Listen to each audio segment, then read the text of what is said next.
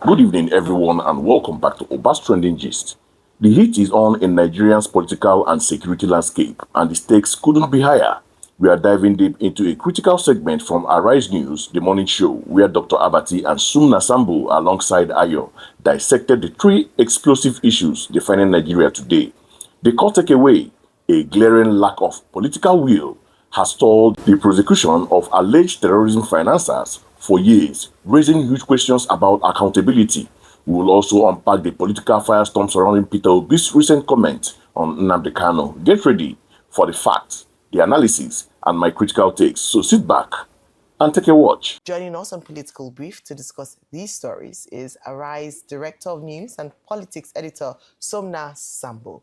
Good morning and welcome to the morning show. Good morning, Ayo. Good morning, Dr. Abati. Good morning, Vimbai. Good morning, Sumna. Well, Sumna, it seems to be a received opinion that, there are some persons sponsoring terrorism in Nigeria. The U.S. government, I think in 2022, had cause to name about 6 Nigerians who were sponsoring Boko Haram.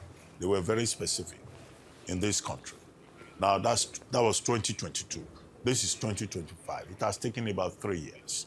And yet the Minister of Information tells us, well, it's not such a straightforward process. We imagine that there will be investigations, there will be intelligence gathering at this end and all that. Okay, those prominent Nigerians, why has no action been taken against them for up to 3 years? There was also at a time, I think after 2022, the Securities and Exchange Commission blacklisted about 10 Nigerians who were involved in this process of terrorism. So, don't you think the public, like including Chief Wole Olanipekun, SAN, that the people are right to say, look, these persons, even if it is those that have been identified, the people need to see government taking action against them. And then on the issue of one-party state, well, Governor Makinde says, no, there will be no one-party state. Well, that's undesirable in my view, in any case, even if there is a possibility of it, because states where we have had the one-party state, whether it's in Egypt or it's in Czechoslovakia or elsewhere, have never ended well.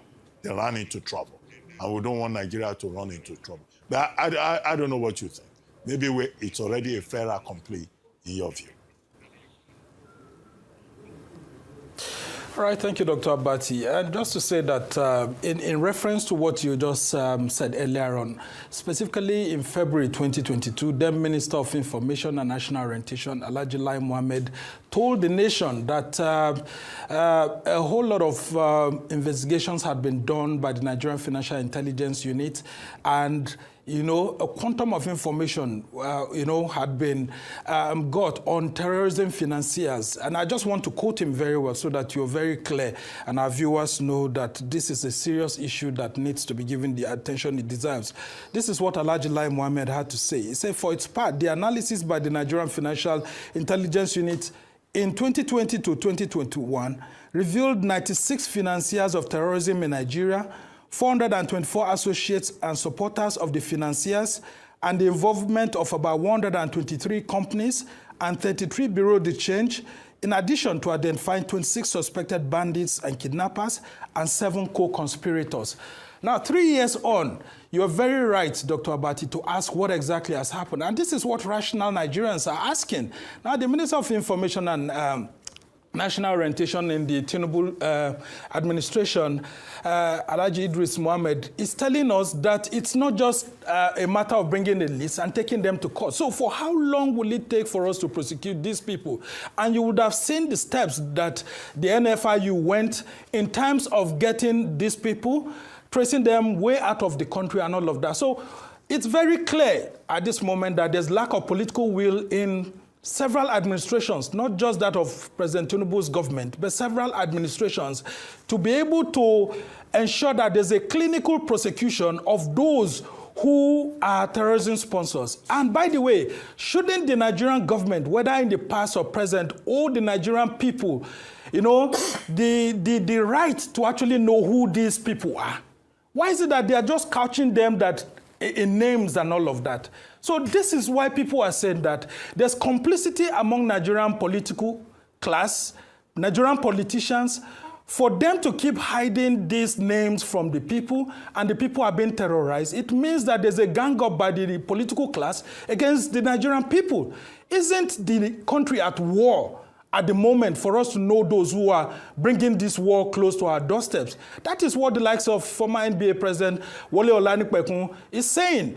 And there's no one who is closer to President Tinubu than Wole Olanipekun, because he has done a whole lot of briefs to him. So for Wole Olanipekun, a former NBA president, to come and say, look, President Tinubu, you need to come out of your closet and let the Nigerian people know who these sponsors of terrorism are, I think it's in the right direction. And so, yes, I understand that some of these issues may be couched in national security, but nonetheless, we need a situation where the Nigerian people will not continue to be harassed and to be terrorized by people who may just be their neighbors or all of that, and the nation is suffering. When we have similar situations where people were trying to hold the economy to sabotage under the military regime, you knew how the military regime went ahead to swiftly deal with them. Look at all these young people who were in government then as our military heads of state. They took decisive actions. How come we have presidents who are elderly enough to be able to secure this nation and we're not having that? And then on the issues you have raised on the one-party political state, well, the opposition leader, Governor Makinde, actually knows very clearly that, this is what our forefathers, the forebearers of the nation actually gave to us. They already looked at Nigeria as having, a plural society with several, ethnic groups, several religious groupings and all of that. And that's why they insisted that a multi-party democracy is just the best for us. So even if the governing APC wants to do that, it's nearly impossible to want to do that. Yes, they may have leadership challenges in these political parties and all of that. That's why we are saying that, look, if all the political parties are being infiltrated, allegedly, by people from the governing party, can't all the opposition political party leaders come together under one banner? What stops a coalition and all of that? So they should stop blaming the governing party allegedly for sponsoring people against them. There's nothing that says that a coalition cannot happen. Okay. And that's the beauty of a multi-party system. And you will see that President Buhari always insisted that a multi-party system is just the best for the country. Okay. All right, very quickly, so now, because we are out of time, your take on the story around the Lagos APC, their response to presidential candidates in the 2023 election under the Labour Party, Peter Obi, where he's called for justice, compassion, saying that perhaps a political solution ought to have been implemented in handling the Nnamdi Kanu situation. Do you think their position around him not commenting is right? Very briefly, please. Well, yeah, not just, the Lagos APC, even the presidency has replied him. And I think, in my own view, too, this has also, revealed the underbelly of the thinking of someone like Peter Obi. These are national issues. These are national security issues. And actually, Peter Obi's viewpoint on this issue will actually want to question his credibility as to the reason why he wants to be the president of Nigeria. It's not all issues that you have to be political with. If this issue had gone to the court, you would have seen that Amechi Mbazulike, former the Nigeria's first aviation minister, had led a group of senior Igbo elders to former President Buhari, where they talked about releasing Nnamdi Kanu. And what did Buhari said then? He told them that this is a case that is in court. Are you asking me that as a president of the country, I should go to the court and ask the court not to do his job? This was a judicial process, and the judicial process has ended. What should be happening now is coming together and see how, better solutions can be found to it, but not politicizing this issue. And I can tell you a whole lot of people within the political class, including voters, may not see Peter Obi from a positive perspective from this angle. Because what was he trying to say, that the judicial system should have been circumvented? Or the process should have been allowed. And that's why I will ask him to actually link up with people like Senator Orji Uzor Kalu, people who had intervened, Senator, former Abia South Senator, who also intervened in the whole issue. And they looked at it, including him standing, former minority leader in the Senate, who stood for... stood for, this gentleman, and then it was a problem at some point in time. And so, Well, in a nutshell, Sumna, yeah. as we try to look at these issues, I would say that let's be nationalistic, let's allow institutions to do their work. Yes. And if they are going to seek for pardon, a special pardon from Nnamdi Kanu, I mean, that is not out of place, it can be done. Absolutely. A very polarizing issue indeed, and I don't think we've heard the last of the commentary around the conviction of Nnamdi Kanu. Plenty more will still emerge from that. Welcome back. That was a powerful exchange touching on the raw nerves of Nigeria's security and political credibility. I want to break down these three key areas of discussion, starting with the most critical, the failure to prosecute terrorism financiers. Dr. Abati rightly highlighted the uncomfortable timeline. The US government named about 6 Nigerian sponsors of Boko Haram as far back as 2022. Sumna Sambo reminded us that the Nigerian Financial Intelligence Unit, NFIU, itself between 2020 and 2021 identified 96 terrorism financiers, 424 associates, 123 companies, and 33 bureau de change operators. That's a huge domestically sourced intelligence haul. 3 years later, why has no decisive action been taken against these prominent Nigerians? The excuse by the then Minister of Information, Lai Mohammed, that it is not a straightforward process simply doesn't fly with the public, and rightly so. So, as Sumna Sambo pointed out, the delay reveals a massive lack of political will across successive administrations. Terrorism is a war, and in war, swift justice is vital not only for deterrence but for public morale. The protracted delay suggests something darker. Powerful individuals potentially tied to political or economic elites are being shielded. The security agencies have done their jobs by gathering intelligence. The failure lies squarely with the prosecution and the political leadership to sign off on charges. Erosion of trust.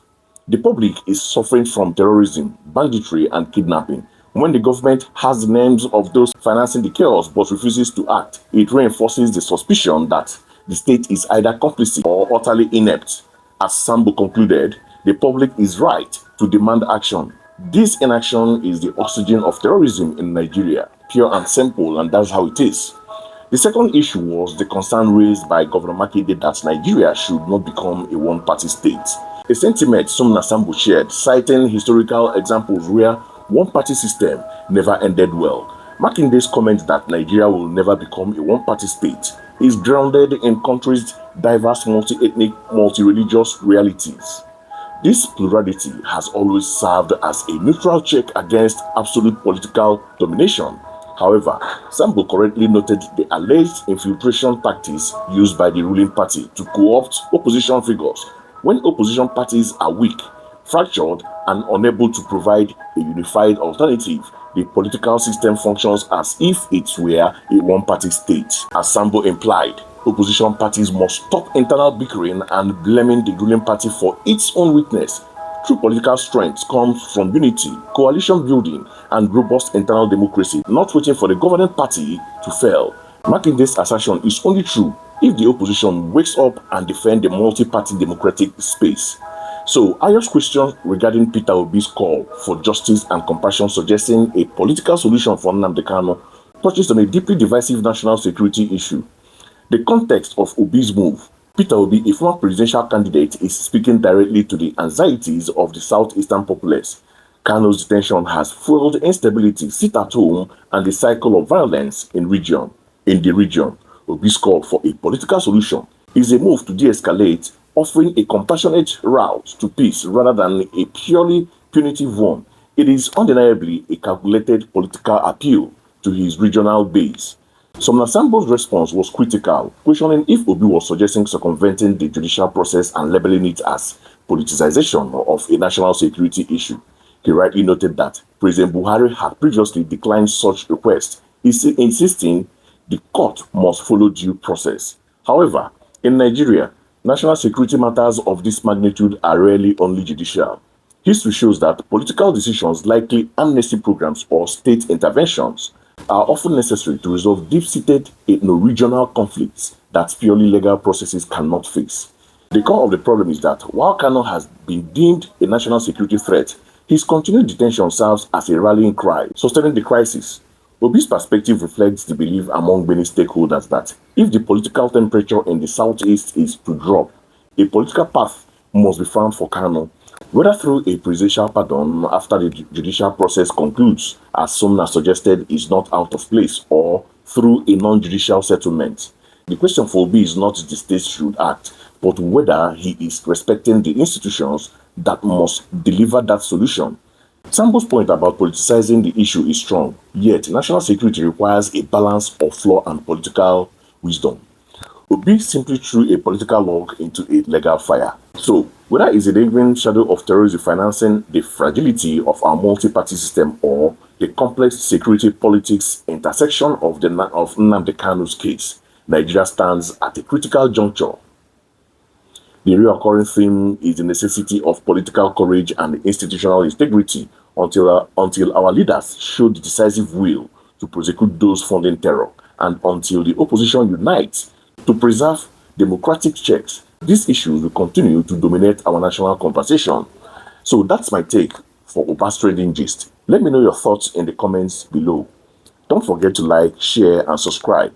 Good night, and see you next time.